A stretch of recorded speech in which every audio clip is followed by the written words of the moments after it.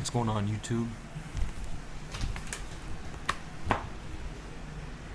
It's me.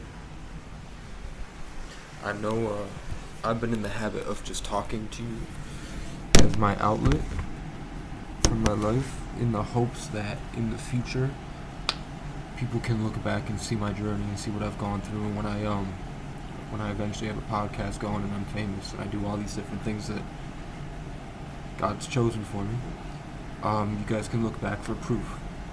And it's just an outlet for me to talk to the only person that understands, which is myself, and hopefully one of you that finds this video. So I'm here.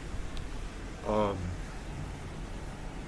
kind of been praying and kind of manifesting whatever in my head for the past year, that I want to be in this position where I'm above all the things below me, so I can start to be in a position of power and creative energy, so I can be unchallenged and build systems outside that kind of help all the people that are stuck down there to thrive and get higher and build a higher connection to God and have more fun with themselves. You know, like I'm in the castle looking down in there at the campfire, doing their whole thing. That's where I lived for, not out there, but you know, that igloo is where I've lived for the past like 3 or 4 months. I've been homeless for a year. In 8 days it'll be a year exactly. So actually a week from today it'll be a year exactly. And you know, I got it. I'm up here. But the problem is that I really believe this is a spiritual war and a spiritual journey and something we chose to do. So I keep just fighting the same battles over and over again it's just been more and more obvious. Like the two people that have been fucking with me the most last year were my dad and my girlfriend's new boyfriend, my ex-girlfriend's new boyfriend, and they have the same name. And when I got to Burlington, I came here to hook up with a girl named Jessica. That didn't work out because she was going down a bad road. I ended up with a different girl named Jessica who was a manager doing well for herself. And then actually she went down a bad road, and the girl I was originally supposed to be here to meet is going up. And then I lived outside a dollar store, and there was an autistic, brutish, big, trans man, was a woman, but she's huge. And her name is Jessica, and her last name is the last name of my mentor. Like, I've had a few different mentors, and they're all named Alexander. So, name's Jesse Alexander. And then, at the same time, I'm talking to my cousin Jesse, who's autistic and has the same issues that this woman has. Man. And then, I leave that for a month and I go somewhere else, and it's getting cold, so I'm sleeping behind a vending machine, hiding in a laundromat, you know, like sleeping waiting for them to leave, and kind of curling myself up in the laundry and hoping nobody sees me. And I'm there until they kick me out and people screaming in my face. But one day, just this nice, like 65-year-old Mexican man from Chicago, picked me up off the ground and gave me like $20, and that got me through to the next place I'm supposed to go. And his name was Jesse, and he told me that means Jesus. And people name their kids Jesse so they have a closer relationship with God in the spirit realm. You know, like I went to West Virginia because my dad told me to go down there 2 years ago, and I met a guy named Frank, and he introduced me to 2 Bryans, and they all prayed for me. My name's Casey Francis O'Brien. You know, like when I was going down to Miami to meet Aaron Alexander, I was sat next to a black guy named Brian, and he told me that we're pretty much the same, and we had the same outlooks on life and everything. And I've never seen him again. So like I think sometimes if this is like a stage, I think sometimes they come in. You know, like I loved Skyrim growing up. Skyrim was my favorite game, and in Skyrim there's the people that hunt down the demons and kill them are called Vigilants, and that's what my name is. Casey means vigilant. So, and it also means very aware, always watching, always paying attention, always knows. And I'm an Ophiuchus, which means the gateway between here and the higher dimensions. And I take from all the different signs of the zodiac. You know, I was supposed to be born on Christmas, but I came out December 11th. I forced my way out, and then my mom's court tried to kill me. My mom, who my entire life has been lying to the police to get me traumatized and all these different things. My mom was literally trying to kill me on my way out with the umbilical cord. So my first few hours were spent in the sky in a helicopter, and then they isolated me in a pod and left me alone for a long time, And then I lived alone as an only child on the top floor of a ski lodge for a long time, building Legos with my dad, who is Gary the Legend O'Brien. There's a trophy of him at Mount Snow. He was one of the best ski instructors. Great guy. We've both been extremely traumatized in that we're both fighting our own battles. Like, he's a good man, but he's got narcissism that he doesn't have a heart because he's still feeding his addictions and all that. But the point was, like, when I got here, I met like 6 different Jessies. Then when I needed help, 3 different Todds showed up at the same week. And they're all in manager positions, and they all offered to help me. Todd means fox. Then I look on my computer, and I have to argue with my dad about getting this 5th wheel called Arctic Fox that I wanted to live in, which was a really good deal. He wants to run a business, so I've been trying to teach him about appreciating assets and buying low and selling high and all that. Just concepts that come to me easy. They just come down. Yeah, and then Heather from the church in West Virginia was sending me money to get me through my day-to-day. And then I go to Economic Services and ask for help, and Heather that works there, who has red hair, same as this Heather, Irish, red hair, and Heather's an Aries, so they're like bossy. So they're both bossy, and then I come here, and the manager here is named Heather, and she's really bossy. And the same issue with all of them is that they're too stuck in their position like that they don't understand what I'm talking about. Like, she's kicking me out tomorrow because somebody else, you can't see it, but it's a blizzard out there, man. Because someone else came and caused problems with me, and he wouldn't let up. Like, I'm just doing my thing every day, trying to mind my business, and they just caused problems. And they took his side, which is the same story that's been happening my whole life, is that I need to stay up in the narrative enough to be conquering and, like, really asserting my point, because I understand real life and what's really going on. And I try to teach that to people and just do it, but there's something like narcissism or something in their head that won't let them understand where I'm coming from. It usually takes like 5 or 6 people behind me to really cement my authority, if that makes sense to you. I did acid at a really young age, and basically I've just lived in that kind of spirit world, dreamscape my whole life, and it's given me so much knowledge and insight. And I've just always understood that we're spirits living in a body, and we are who we are, and then we have things that attach to us to make us other parts of ourselves, like dignity, honor, self-respect, courage, bravery, culture, influence, what you watch in a day. Like, I learned pickup artistry at a young age, so and I just innately knew that most of these kids that I saw weren't themselves. They were traumatized and acting out how they saw on television and all that. And then I got into a really bad car accident that left me really brain damaged, and I felt like there was evil spirits around me all the time, draining my energy. I got in a relationship with the love of my life, and then she cheated on me 3 days into the relationship because of my brain damage. And I stayed with her instead of working on myself like I should have, and went down a bad road. But Irish people have been coming in my life pretty much every single day of my life. I'm having like a one-on-one with Irish people, and I'll go like do a tour through the hood, and I'll learn that culture. I'll do a tour through the Caribbean. I'll be around like Native Americans for months, learning the differences in culture and the common denominator that people don't get by being isolated at their full-time jobs. And I used to be funny. I used to be a stand-up comedian. My dad used to be a stand-up comedian, and I'm watching Jurassic World right now. So I'm just trying to get to my next position and keep the hope up. I'm going to go write down just things I like about myself in a notebook, because maybe that will change the narrative that's going in here. I don't know my astrology signs because the place that I was flown to is different than the place I was from, but my birth certificate doesn't have the place I was from or the time.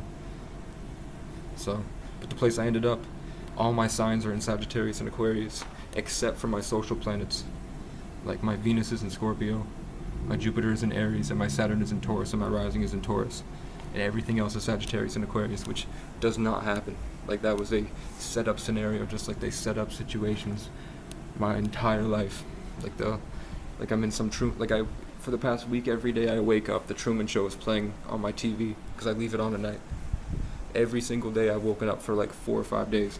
They played The Truman Show, which is about a guy waking up to realize he's been in a TV show the whole time, and the creator is a sick man. You feel me? So,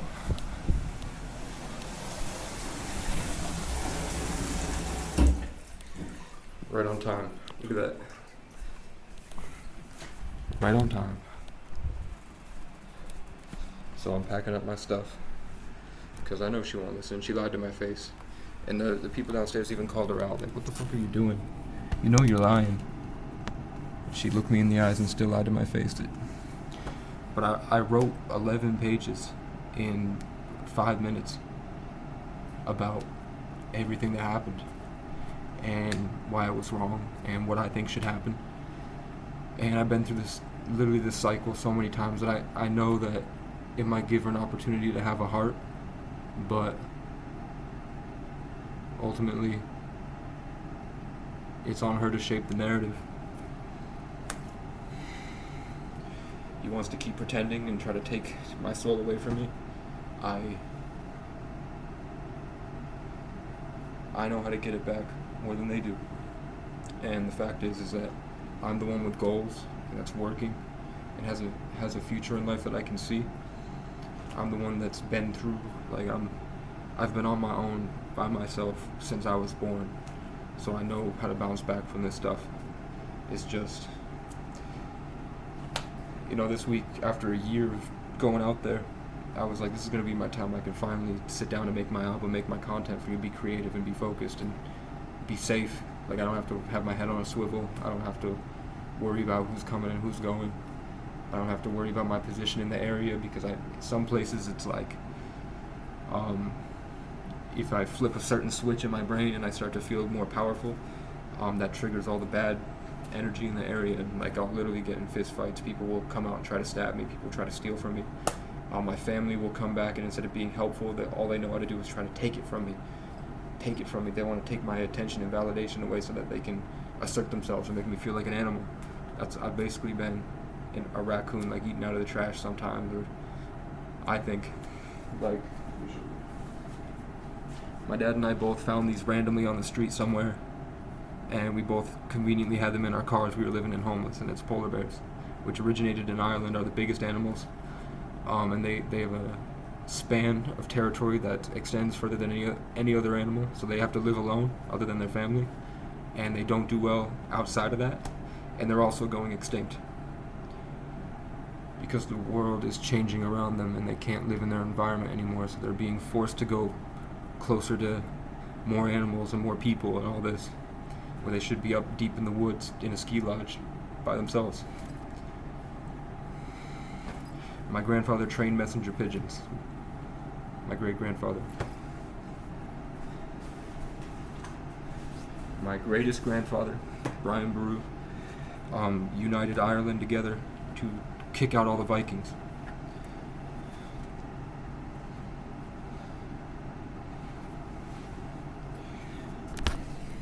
Every time I went to jail, it was for a made-up scenario that my mom perpetuated and got favor from police with her great writing skills, and she knows how to emotionally control people, so she framed a story to get me in trouble because she was afraid of losing whatever perceived power she has. She's an Aquarius, Cancer, Scorpio. My dad's a Leo, and so it was I'll be going down Thanksgiving, working all day, delivering people's food for Instacart, giving people their Thanksgiving dinner because they're last minute, mentally ill, rushing to get money to provide for their family, give a good night. And a manager will see me hustling and he'll come up and try to get in my face and fight me, and the police get called on somebody else, but for some reason he brings them over to me and they run my name, and I have a warrant because I asked my mom for help and she had a restraining order I didn't know about for a situation that she made up. And it's just Brattleboro's not mentally sound enough to comprehend somebody speaking focused and determined and real. I think it's an ego check because they're stuck in that robotic hive mind social hierarchy that I just don't have through decades of isolation. and I'm starting to kind of learn how to deal with it, but it mostly just feels like a trap. I don't like it. So tomorrow I'm either in here if Heather has a heart, or I'm going back out and I'm living in a tent and trying to find a way to make my music outside during the snowstorm. I was trying to get on disability and get on Adderall so I could focus and have like a safety net while I work on this content stuff, because people blow up really quickly, and when I have focus I can really understand how to make the things that people want and also provide value and make it entertaining and funny. And I have so many songs in my heart that I want to get out to everybody, but it seems like the entire universe is working to make it as difficult as possible, but I'm hoping that's because it'll make it the most legendary comeback and the most kind of like ascended, innovative,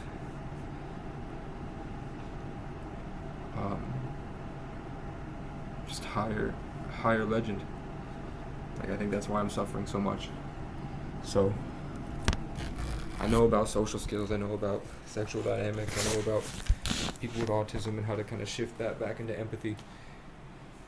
At least I know about money. I know how to hustle. I know the streets. I know how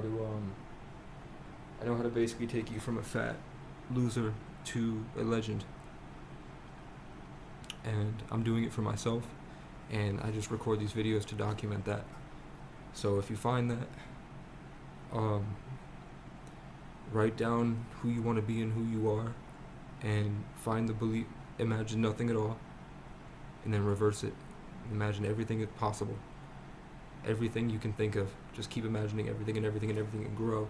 And when you find those limitations, those are limiting beliefs, you can imagine outside of them, and then grow your comfort zone. And that's a controlled way where you can just let go and vibe. Build discipline. Work out every single day. Set your goals and keep sure you're working towards your goals and focused on that, regardless of emotion, so that you learn how to use emotional energy as a tool to get yourself where you need to go. That discipline, focus, and control of your narrative and environment and reality, along with your empathy and heart you learn from hard work and determination and fucking around and finding out, will give you the most sound energy that will ultimately, because you, through that discipline, you won't be affected by the outside world. So you'll have a target on your back, but you'll also be literally conquering and contributing to society as a whole through the domino effect. And that's what I do, is I go around the country to different places, to Walmarts, downtown bus stations, around the Meek, and then I'll go through like a where I'm talking to leaders and I'm talking to higher level people, businessmen, all this. So I'm just like bridging the gap, and kind of some days I'm full of life and I'm going in and I'm literally battling demons every day. And sometimes I'm just chilling in my car relaxing. But my car broke down on the highway on my way to get oil for it. The sun came out, I felt God. And it's exactly a year since I left home to do this trip. So I push through it every single day, so I'm going to keep going until we get nuked and see what happens. So pray for all of us to get our highest timelines, and when I'm out of here, I'll be a different, better version of myself, because I'm going to overcome a lot of shit in the next 24 hours.